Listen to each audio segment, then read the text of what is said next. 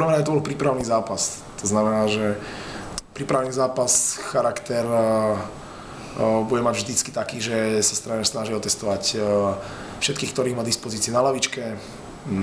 Snaží sa vyskúšať niektoré herné situácie, možno nejaké herné varianty. A jasné, že herný systém si vyskúšať, to, čo sme doteraz nacvičovali, to sa nám ako tak podarilo. Či úspešne alebo neúspešne, to už je na hodnotení mojej, plus hráči musia takisto cítiť, že to malo význam. A z toho zápasu si myslím, že chalani v šatni odchádzajú s dobrým pocitom, ja takisto, aj keď 2/3 nemôžem byť nejako pozitívne naladený z toho výkonu, ale 3/3 bola veľmi slušná, hlavne o bojovnosti, to bolo jasné, že tam boli chyby, tak ako sa vždy vyskytnú chyby, keď niekto niečo robí, ale